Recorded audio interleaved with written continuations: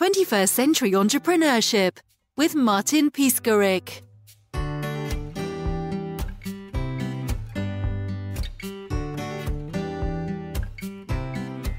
What is the situation in recruitment industry at the moment? In the industry, the main two things that we're seeing globally is there's two different challenges depending on what part of the world you live in. The first challenge, it's mostly affecting North America and parts of Europe, is that there's not enough candidates. So because of COVID, a lot of people retired and a lot of people decided to no longer stay in the workforce, and there's simply just not enough candidates applying to jobs. So we are seeing a lot of organizations needs tools to get to candidates that do apply faster because they're getting multiple job offers. So that's the biggest challenge we're seeing in those parts of the world. However, in other parts of the world, we see the opposite effect, where there's a lot of people weren't working due to COVID, and now all of a sudden everyone's trying to go back to the workforce, and they have huge labor pools. And they don't have enough jobs for the amount of people, and everyone's trying to apply, and you'll get 100 people applied to one job. So we're seeing two different kinds of trends globally, where one is not enough candidates, the other one is too many candidates. Some organizations have both problems. If you're dealing globally, you need tools that adapt to every single kind of situation for the market that you're in, and even within geographic regions. So in the US, we'll see both sectors have different types of job, different challenges. And in the market, there's not that many products that can do both of those. Typically, you have to buy two different solutions, one to help filter and one to help speed up the process. And so that's some of the things that we're seeing in the market today.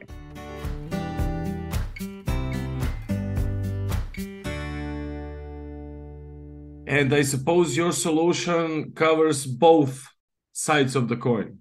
You got it. We have at Vidcruiter solutions to help with increased speed of recruiting, where you can apply to a job and get interviewed on the spot. On the second side, we have filtering tools where you can have thousands, tens of thousands of people go through, and it'll automatically give you sort of the top 10 or 15 through screening methods that we have to help you get to the top. And how can employers and candidates best prepare for a successful video interview?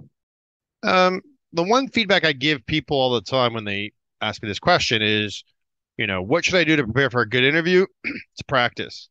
A lot of people will just show up to an interview without having practiced. Your odds of success are not that good. If you've practiced, usually a lot of candidates will say, oh, this is my fifth job I'm applying to, and now I'm getting the hang of it, and now I'm doing a better job of interviewing. Well, instead of going through all those stages, why don't you just practice with a friend being interviewed?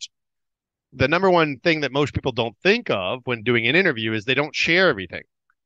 They share a high-level overview of the story. They don't share the details. And the details is where you get the job, because oftentimes a good recruiter will probe, but you may not be with a good recruiter. You may not be with a good hiring manager. So you have to give more information specific to that topic within something that someone would probe you on in terms of your explanation. And the other component of that, though, is don't talk too much. If you've answered the question, then stop answering. But practicing is the number one thing that most people don't think of. If you go for a driving test, you're going to practice before you do that driving exam. Same idea, and it'll change your life to drive a car. Well, you should do the same thing when you're going to go do an interview.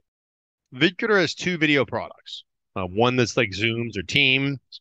The benefit of our product and tool is that we work with other solutions. You could use Teams if you wanted to, but we have auto scheduling, built-in interview guides. So when you're in an interview, your questions are built in. Our most popular product for screening, you don't use this if you don't have enough candidates, but it's the asynchronous video interview, which we call pre-recorded interviewing. So you send out links to 100 people. They interview themselves for the weekend.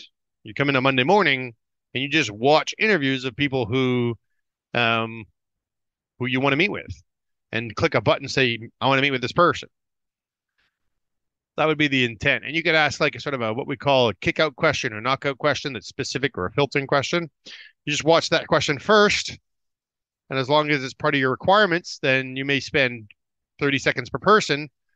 And within an hour, you've got your 10 finalists.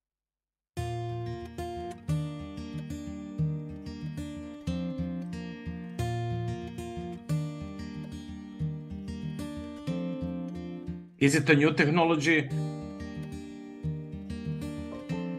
Yeah, early in the, we started in 2009. Video's been around for quite some time when webcams started, but pre-COVID, it wasn't that popular to do video interviews. People are like, oh, we'd rather meet in person or, do a phone interview or something like this. Now it's like normal. An in-person meeting is the opposite of normal. It's like, what? Do you want me to drive somewhere to meet with you? Why don't we just do it over video? So COVID has really accelerated the use of this kind of technology. We've also built hybrid interviewing tools. So half the panel's in person, the candidate's in person, the other half's in another location. How do you make sure everyone's there with the right time, with the right interview guide, with the right questions, digitize the hybrid interviewing? Those are some other things that we've been able to develop.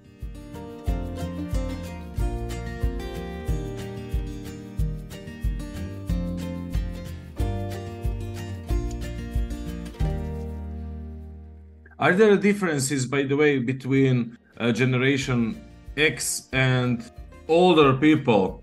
We don't really see any differences. No, not that much. Most people prefer to not move and get displaced. And, the one thing is they may need a little bit more help getting set up if they're not as familiar with the technology. Gen Z uses their phone and mobile and video all the time. But our products have built-in 24/7 support and all these things that make it easier for anyone with whatever accessibility or accommodation or reasonable accommodations that people need. We have it all pre-built in. The font will get bigger. Screen readers will work, and there's 24/7 support with under a 30-second chat time. So you can talk to someone, they walk you through it, and then away you go. Once you do one question, it's like, oh, this is easy, and then you just keep going. So it's maybe that just first question, but after that, you'll notice it's super easy to do on whatever device you want.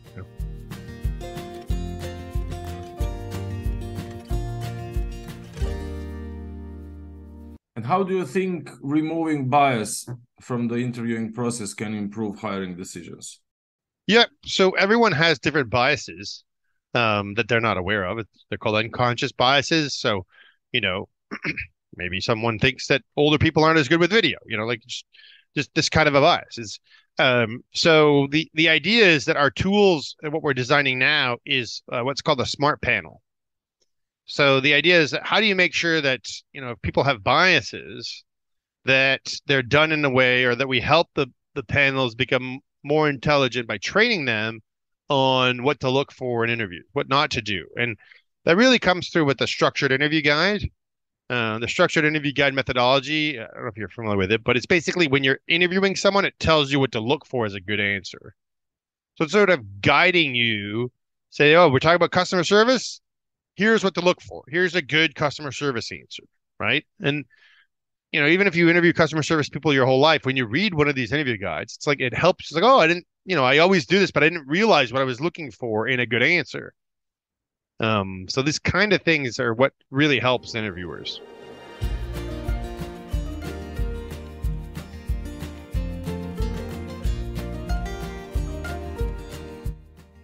AI in the interview process is dangerous to use for multiple reasons. What happens is a lot of our competitors tried to use AI to analyze candidates, and they all got in trouble for discrimination.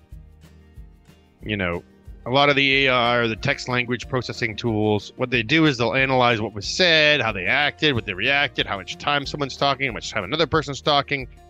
It's not always relevant to the actual interview process. If I have to convince you to work for us, then I might have to talk more than normal, But the best example we have for AI is if you use Siri or Google Voice, if you talk to it for 10 seconds, the probability of it picking up everything you said is pretty good. It's also been trained to your voice. But if you talk to Siri for an hour, the probability of it picking up everything you said perfectly is risky. And as soon as there's words that it didn't pick up properly, well, what's going on? And then you're making a decision based on an algorithm that isn't perfect, that can't detect everything, that may have biases built into it already.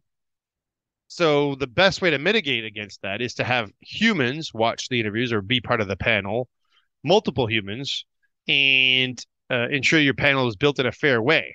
And that's sort of the things that we're seeing. A lot of our clients, like governments, have panel pools where they'll create a pool of panelists that can participate in different interviews from different backgrounds and different kind of demographics that can participate in ensuring a diverse panel. And so these are some examples that we see to help make the interview process better. And what about you? What was your business journey? Yeah, I mean, the hardest part is not being a computer programmer in a computer programming company, right? A lot of entrepreneurs think that you need to have the skill set or the passion for the product and the skill set, but that's not actually true. I just partnered with people that had those skill sets and fell in love with the process, not so much the building of the coding, but that's where I've been able to be successful is just from we started with 2 people and now we're 200 people.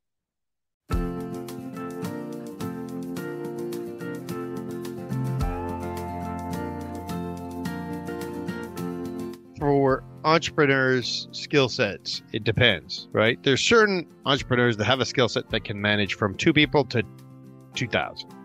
And then others that just don't have the skill set associated with that kind of organization growth.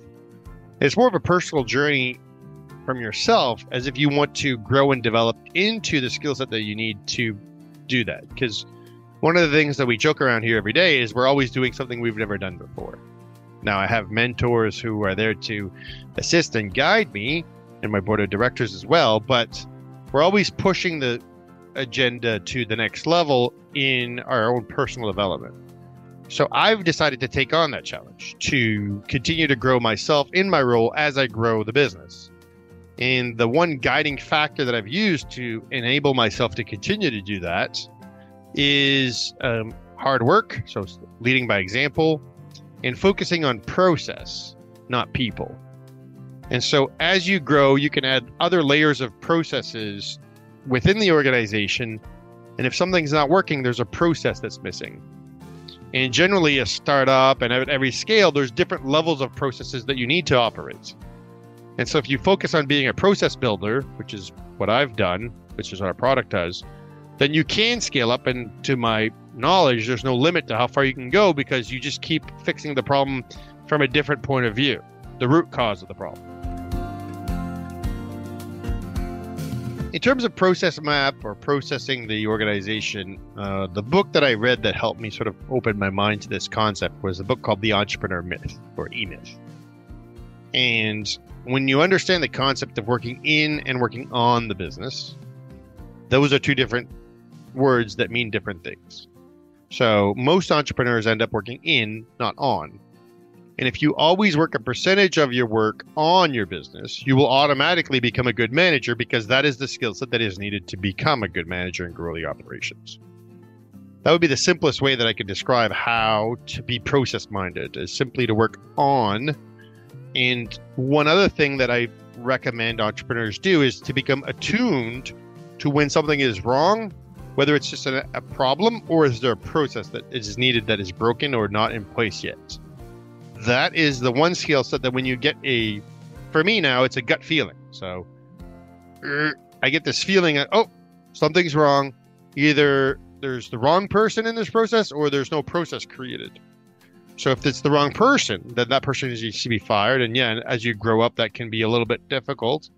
And I've had to fire my best friend, 8 years ago, which was not easy, but it was for the better of the business. The other thing that I did early on was set up a board of directors so that I would be accountable to someone. Even though I didn't need to, I went through the exercise of having a boss so that I could have someone to report to at the end of the day. And now, our company's big enough that I should have had a board of directors. So it was a good exercise to go through the series of stages to have someone to report to, a process to match, working on the business, and being attuned to when there is a process break or something missing in your operations that requires that next level.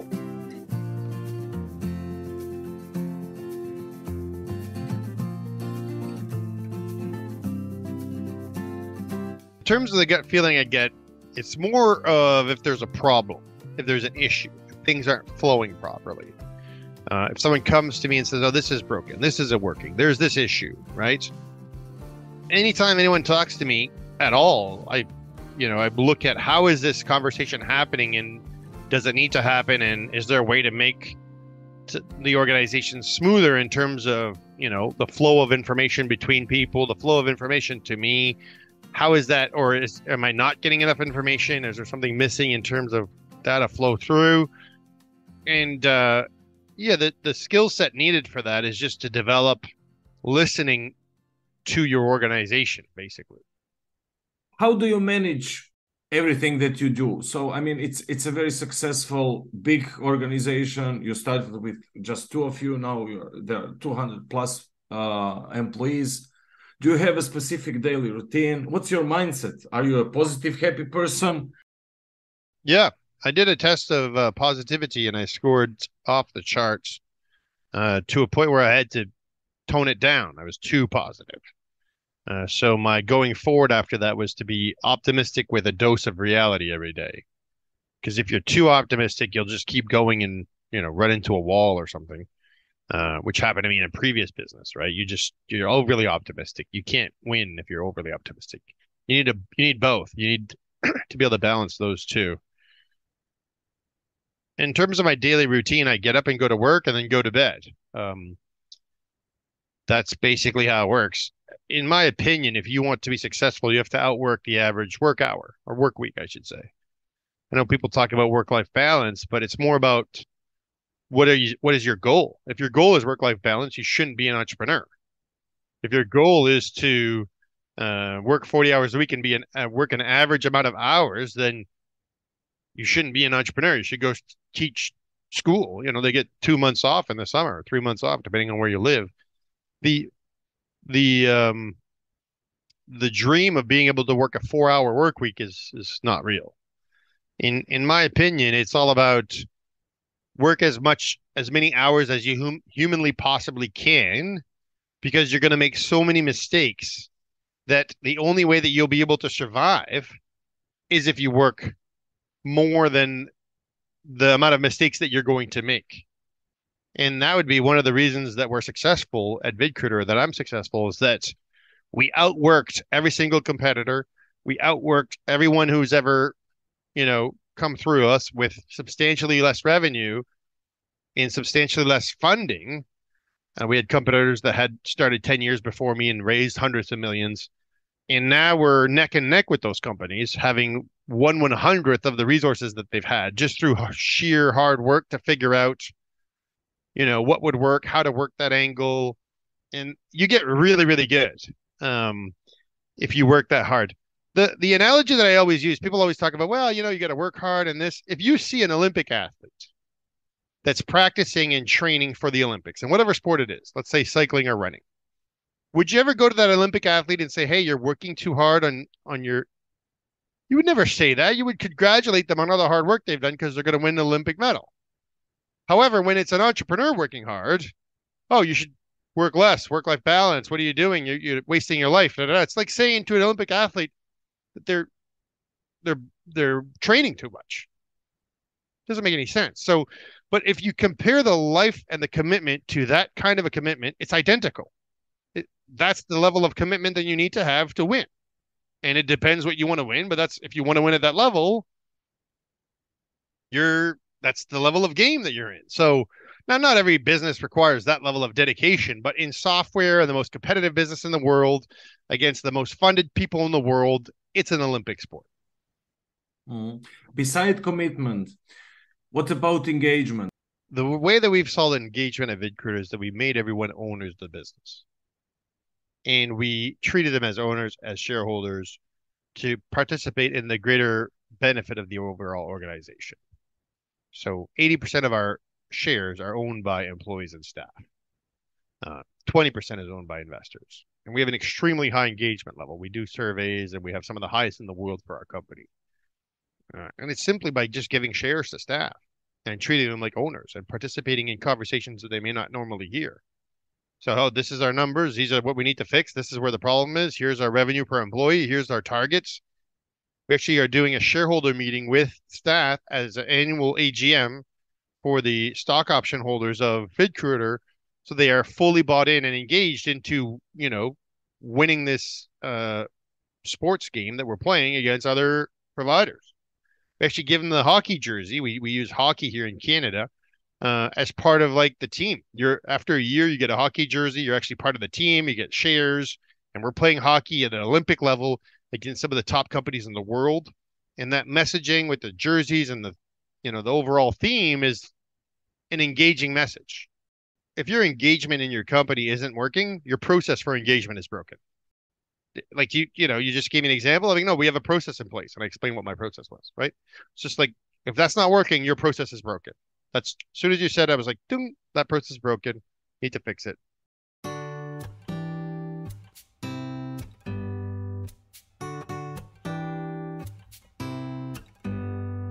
One of the success stories of Vidcruiter was at the very beginning of COVID, we had an organization that helps hire traveling nurses. And so in New York, there was this huge spike of COVID. It was the first time that COVID happened in the United States. And they needed to send nurses from all around the country to go help with them. But they can't just send anyone that applies. It needs to be a vetted person. And so using our product, we helped an organization that helps staff these nurses hire 5,000 nurses that were qualified, vetted properly in 2 weeks. So that once they were vetted, they could all fly to New York to help with the COVID rush.